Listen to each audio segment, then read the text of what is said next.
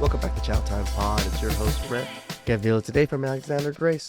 Suddenly realize women are to blame. Please like, share them below. I really appreciate that. Let's get that chow. It's chow time. You know what I'm so tired of hearing? Society is so hard on women. Women are not good enough. Women need the BBL. Women need to get lip injections. Women need boob jobs because society tells us that's what we need and we're never good enough. Who tells you that? Who tells you that in society, on social media? Seriously, who does? It's not men that tell you that. In fact, most of them don't even want it. Who tells you that? It's other that tell you that. Yep. So for all the women who say that women have it hard, that's total BS. We don't have it that hard. Actually, I would venture to say that men have it a little bit harder, maybe more than a little bit. We are held to our own standards by our own gender. Absolutely. So many women treat like societal expectations as though they are binding laws, like they must be obeyed, otherwise they're going to get like punished. And from that, it follows that they're somehow victims. I have it so tough because I see all these other women with cosmetic surgeries and expensive makeup and latest fashion trends. And so now I have to have those same things too. That's so unfair. All these expectations on me. I'm a woman and this is outrageous. I'm oppressed. As a man watching this, you're looking at it and thinking, what the fuck? This makes no sense. Nobody is making you do anything. Men don't think this way. Like there's a bunch of guys out there who are sporting some stylish beards, and a man might see one and think, maybe I'll grow my beard out, or no, maybe I'll keep shaving. But it's my choice, and I'm going to take personal accountability for whatever decision I make. Like it's always clear who is responsible for my choices. But so many women seem to be confused by the fact that them conforming to the latest fashion trends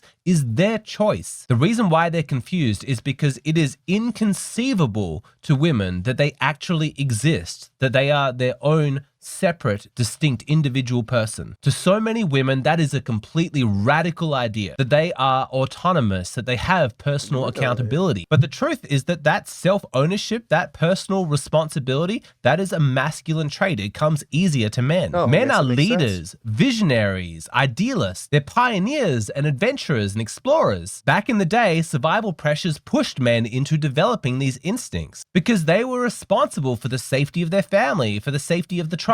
And sexual selection meant that women would only mate with the top men, and so it incentivized men to become risk takers, to try and be different, to stand out, to be better than others. When you're born a male, you know inside yourself that you have to be your own man. Remember, historically speaking, only 2 out of 5 men ever reproduced. So you have to take a chance and be your own person if you want to have a shot at making it to that top 40%. But for women, the number is different. It's 4 out of 5 women that reproduced. And when your chances of evolutionary success just start at a baseline of 80%, well then of course you don't need to take as many risks. It's a lot safer for you to just fit in with the crowd, to conform. Women never had the same evolutionary pressure to stand out, to be distinct. Femininity developed in a different way. It's all about the social bonds, keeping the peace, looking after children, cooperating with other women. The existence of a clearly defined, separate self who shares no commonality with the women around them. That is a terrifying experience for most women. They hate it. It's not natural. They don't have that burning desire like men do to be. That's interesting. I've never even thought of it that way. I've always thought of myself as an individual. I never thought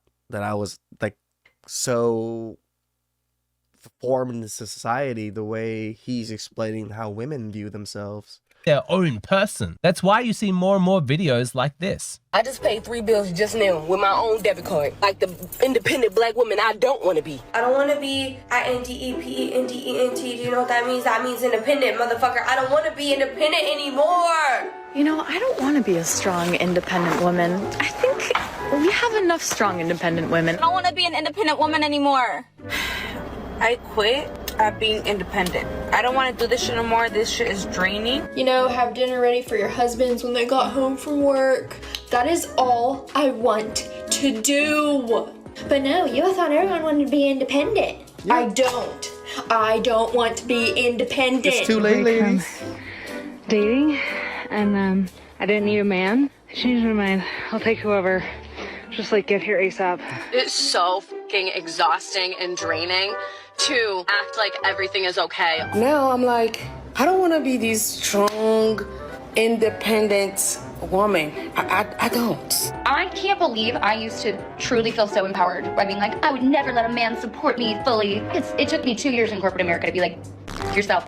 I would love if somebody came in here. I'm surprised it took 2 years. It would have took me like a couple of weeks of working. I was like, man, I have to do this. I don't want to be independent anymore. If I have the choice It's so to not. amusing to me to watch all the propaganda just fall away and for reality, biological reality, to just assert itself. I know that it's not politically correct to say this and that it goes against the mainstream narrative, but there are lots of women out there who are simply waiting for someone to tell them what to do. That's their goal. That's their mission, to find someone who can tell them what to do. Do you understand how important that difference is? Like, I'm not saying they're looking for something to do. I'm saying they're looking for someone to tell them what to do. Of course, I'm speaking in generalizations. Not all women. Some women want to be leaders. Some high-quality women are wonderful at taking responsibility. I'm talking about a trend. I'm saying that the primary strength of femininity is not freedom, independence, autonomy. Unlike men, those are not usually at the top of a list of a woman's priorities. Many women would prefer to stay in the background. They don't want to lead from the front. She wants to contribute her unique feminine skills and talents in a supportive role under the guidance of someone else. And in this video, I'm going to make the case that the best person to guide a woman is a man. Because when women lead each other, it ends in disaster. But first, you guys know that I've been talking all month about weight loss. Back to my claim that women are best led by a man, not other women. You understand, from the perspective of evolution, men give women purpose and women give men purpose. They evolved in response to each other. In a very real sense, what we know and understand about femininity evolved specifically in reaction to what masculinity lacked and therefore needed. Men are strong,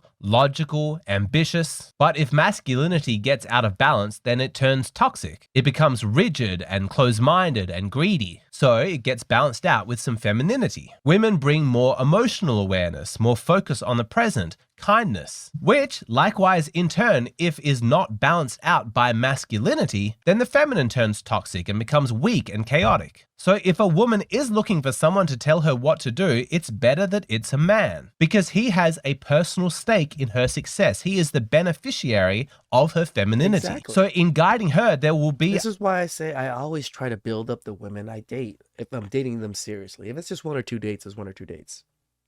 But if I'm dating them long term, a few months in, I try my best to get them a little bit smarter, a little bit, more savvy with money, a little bit looking to other things to be able to supplement some of their income on the outside with side hustles.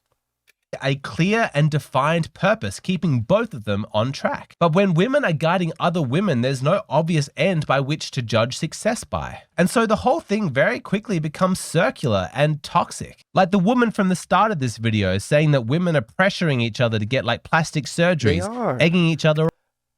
I talk about this again. I have a friend that works as a nurse. She worked at this nurse base camp thing where they did migrants. And as soon as one person got something done, she would literally go to all the other nurses and start badgering them and telling them, oh, you should get it done too. You should get it done too. Then all of a sudden, there's 3 of them flying over to Mexico to get that thing done that the one person told them to do. Now all 3 of them do it, and then they all do the exact same thing with every other girl around them. And it forces all of these girls now to all get plastic surgery because there's a small minute of girls that are doing it, and they're telling everybody else to do it. And remember, they just follow the herd.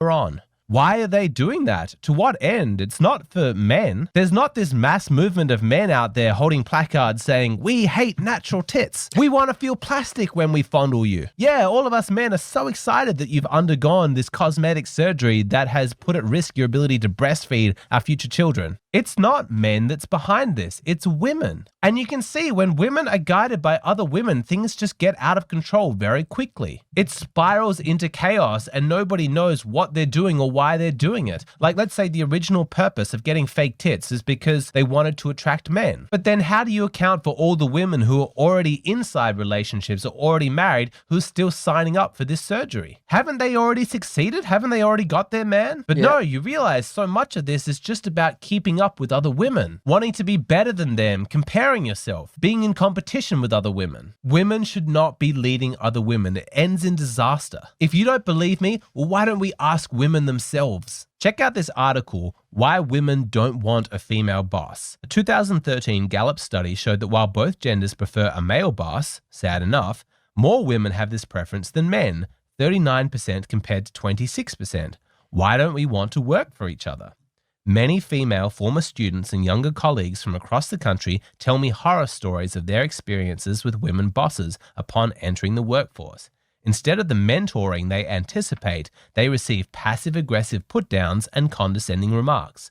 As a result, these feminist-leaning young women regretfully admit that they now prefer to work for a man because their male superiors don't treat them that way and are more likely to promote them. It sounds very progressive and modern, like women helping each other, women looking out for each other. It's very kumbaya, but it rarely works that way in real life because it ignores the biological reality of this situation, which is that single women are in competition with each other. If you haven't achieved your life goals yet, you're still not married, you still don't have children, then all the women around you are your competitors. And it's hard to genuinely want to support them when doing so, elevating them, may cost you opportunities yourself. This is why women can be so nasty to other women at much greater levels than men. It doesn't work this way with men. When men gets a woman, that woman might not even be a woman that you want. But for women, it's usually a man they want. That's the thing. We have this broad stroke of women that we are attracted to. And women have this very narrow window of what they're attracted to. So for men to get jealous of each other is rare. But for women to get jealous of each other, yeah, because of the small window. Men are. Do you remember the study back in 2016 where they looked at all like the misogynistic slurs that were being shared on Twitter, and they actually found that the majority of them were coming from women, not from men? You see statistics like this and it's difficult to swallow the mainstream narrative that it's men keeping women down when women are so vicious to each other. So even though many women are looking for somebody to lead them, they need to be very cautious about taking advice from another woman because she might not have their best interests at heart. Observe. What do you think the issue is with dating right now? Men are pigs.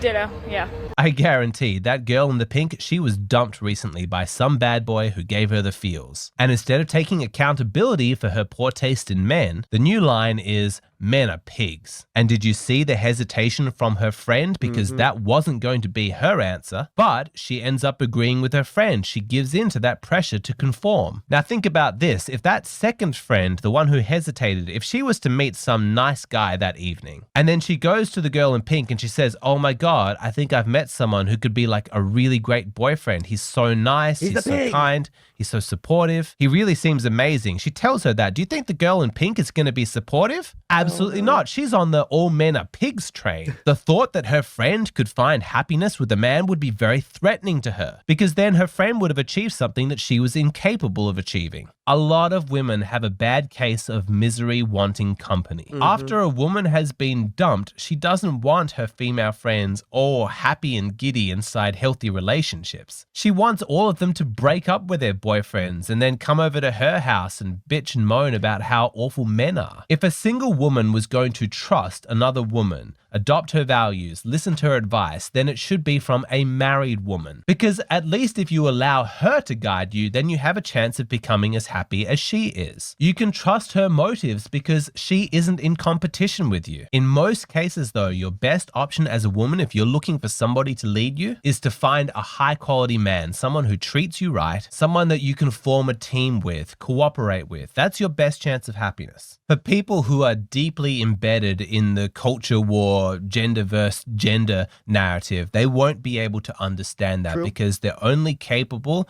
of seeing relationship dynamics in terms of power and exploitation. But that's not what I'm talking about. I'm talking about a genuine expression of being teammates, of working together. A man without a woman lacks balance. A woman without a man lacks balance. To partner up, to be able to cooperate together, to utilize your strengths and to mitigate your weaknesses in partnership with another person is beautiful. It's what humanity was designed for. And given that, it makes sense that if a woman was seeking guidance from somebody, it should be her teammate, not her competitor. It's actually this tendency for women to not take personal accountability for their decisions that explains why women are so picky with men, explains their hypergamy, why they have so many icks, why they branch swing. A woman will probably never put as much thought into anything in her life as she does with regards to the man that she's going to end up with. Because for her life, for her happiness, so much rides on that decision. I'm going to spend the rest of this video explaining the female psychology behind this. We say it all the time. Cosmetic surgery,